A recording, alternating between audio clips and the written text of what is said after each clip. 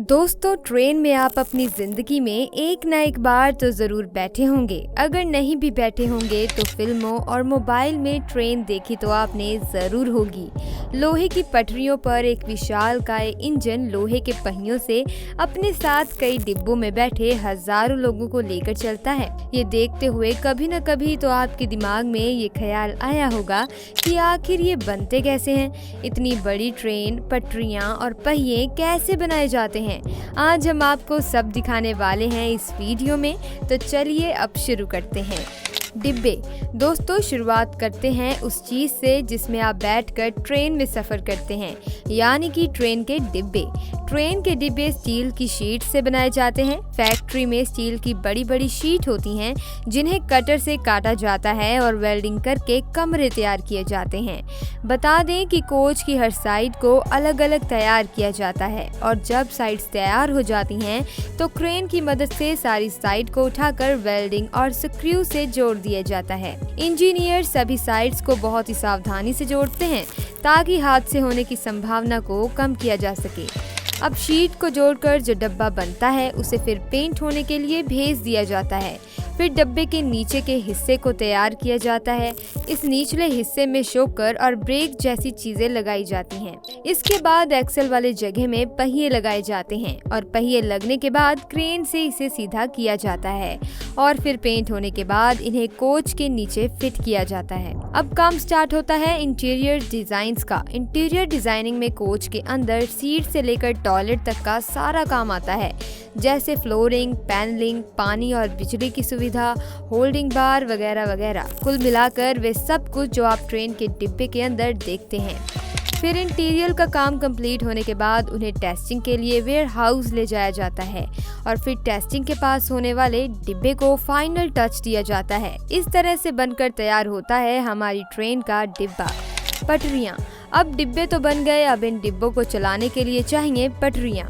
बता दें कि भारत में कई कंपनियां हैं जो रेल की पटरियां बनाती हैं, जैसे कि Hindustan engineering and industries, Jindal SAW, Bharat wagon and engineering. जानकारी के लिए बता दें कि शुरुआती तौर पर तो ट्रेन की पटरियां लोहे से बनाई जाती थी, लेकिन उनमें दो बड़ी प्रॉब्लम थी। सबसे पहली तो ये कि बदलते मौसम और बरसात की वजह से इनमें जंग लग जाती थी और वे टूट भी जाती थी।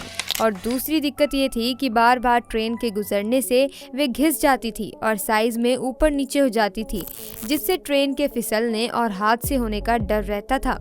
इसीलिए अब रेल की पटरियों को स्टील एलॉय से बनाया जाता है, जो कि लोहा और कार्बन सिलिकॉन का मिश्रित स्टील होता है, जिसको 880 ग्रेड भी कहते हैं। पटरियों को बनाने के लिए अलग अलग फैक्ट्रियों में अलग अलग तरीके होते हैं। कुछ कंपनियां ऐसी होती हैं जो अलॉय को बाहर से खरीदती हैं, तो वहीं कुछ कंपनियां ऐसी भी होती हैं जो रिसाइकल स्टील का उपयोग करती हैं। हम रिसाइकल वाली स्टील की बात करें तो दोस्तों, यहाँ पर स्क्रैप के स्टील को इलेक्ट्रोमैग्नेट की मदद से कंटेनर में लोड किया जाता है। फिर उस कंटेनर को ट्रक की मदद से दूसरे वेयर हाउस में ले जाया जाता है, जहां क्रेन की मदद से इस कंटेनर को एक बड़े हीटर यानी कि भट्टी में डाल दिया जाता है, जहां इलेक्ट्रिक करंट से तमाम स्क्रैप स्टील के 1600 डिग्री सेंटीग्रेड पर हीट किया जाता है, जिससे वे स्क्रैप लोहे के लावा के फॉर्म में हो जाता है। अब इस लावे को एक कंटेनर में डाल दिया जाता है और फिर कंटेनर में एक ट्यूब की मदद से रेक्टेंगल सांचे में डाल दिया जाता है, जिससे ब्लूम कहा जाता है और इस तरह स्क्रैप ब्लूम में बदल जाता है।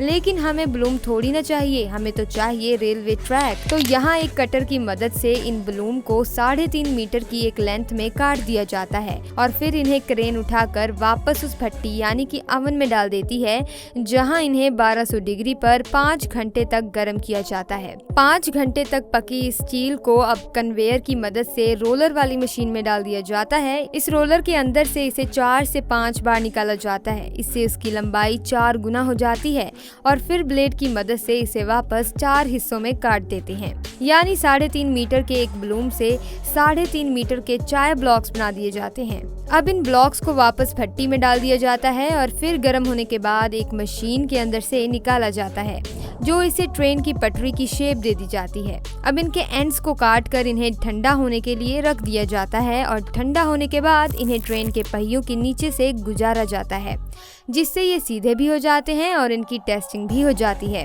फिर ऑर्डर के मुताबिक इन्हें साइज में काट दिया जाता है और इस तरह से पटरी बनकर लगने के लिए साइड पर आ जाती है।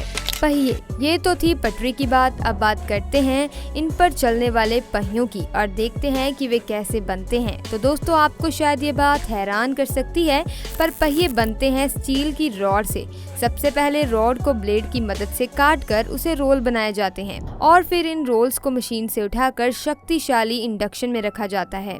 इंडक्शन में 20 मिनट रखने के बाद रोल को कन्वेयर की मदद से दूसरी जगह ले जाया जाता है, जहां एक मशीन रोल को उठाकर इंडक्शन में रखती है और शेप देने के लिए रोल को और ज़्यादा गर्म किया जाता है। फिर उस गर्म रोल को प्रेसिंग मशीन पर रखा जाता है, जहां मशीन के द्वारा पहले तो रोल को सही जगह पर सेट करते हैं, फिर प्रेसिंग मशीन उसे प्रेस करती है। इस मशीन का ढांचा रेल के पहियों की तरह ही होता है और 2 बार प्रेसिंग से ये रोल रेल के पहिए का आकार ले लेते हैं। फिर क्लो मशीन से इसे रोलर मशीन में डाल दिया जाता है, जो इसे शेप देती हैं और डिजाइन को कंप्लीट करती हैं। इसे शेप इस तरह से दी जाती है कि ये पटरी पर फंस कर चले। शेप आने के बाद पहिए को दूसरी प्रेसिंग मशीन में डाल दिया जाता है, जो उसमें एक्सल के लिए छेद करती हैं। छेद होने के बाद भाप वाली मशीन पर इस पर भाप मारी जाती है और फिर एक सेंसर इसका साइज नापता है। फिर इसे पानी में ठंडा होने के लिए डाल दिया जाता है। ठंडा होने के बाद इसे फाइलिंग मशीन पर रखा जाता है, जो इसके एज को क्लीन करती है और इसे चमका देती है। अब इनसे एक्सल पर फिट किया जाता है, फिर टेस्ट किया जाता है। टेस्टिंग में पास होने के बाद इसको कलर किया जाता है और आगे भेज दिया जाता है। इंजन, अब बात करते हैं उस चीज़ की जो आपको सबसे पहले ट्रेन में दिखता है, यानी कि इंजन। बता दें कि ट्रेन के इंजन को लोकोमोटिव कहते हैं। ये बहुत ताकतवर मशीनरी होती है क्योंकि इसे ट्रेन की कई सारी बोगियां खींचनी होती हैं। भारत में कई कंपनियां हैं जो भारतीय रेल के लिए इंजन बनाने का काम करती हैं, जिसमें सबसे पहली है भारत हैवी इलेक्ट्रिकल्स लिमिटेड, यानी कि भेल, जो कि भारत में सार्वजनिक क्षेत्र की इंजीनियरिंग और विनिर्माण क्षेत्र की सबसे बड़ी कंपनी है। कंपनी ने भारतीय रेलवे को हजारों इलेक्ट्रिक इंजनों, DE locomotives, electric multiple unit और ट्रैक रखरखाव मशीनों की आपूर्ति की है। BHEL यानी कि भेल नहीं, WAG7 विधाप लोको का निर्माण भी किया था। चलिए अब आपको दिखाते हैं कि ट्रेन के एक इंजन में कितनी ताकत होती है। आपको सुनकर हैरानी होगी दोस्तों, लेकिन ट्रेन के इंजन में 16 सिलेंडर का इस्तेमाल किया जा रहा है। इनमें से एक सिलेंडर की क्षमता 10,941 सीसी की होती है, यानी अगर आप इसे होंडा सिटी कार के इंजन से कंपेयर करें तो करीब 116 कारों के बराबर अकेले एक इंजन की ताकत होती है, क्योंकि होंडा सिटी का इंजन 1498 सीसी का होता है। अब आप समझ गए होंगे कि कितना ताकतवर है और आपको आपके सारे सवालों के जवाब भी मिल गए होंगे। अगर अभी भी आपका कोई सवाल बाकी रह गया है तो हमें कमेंट करके आप ज़रूर पूछ सकते हैं। अगर ये वीडियो आपको पसंद आई तो वीडियो को लाइक कीजिए, शेयर कीजिए और चैनल को सब्सक्राइब भी कर दीजिए। मिलते हैं अगली वीडियो में। आपका बहुत बहुत धन्यवाद।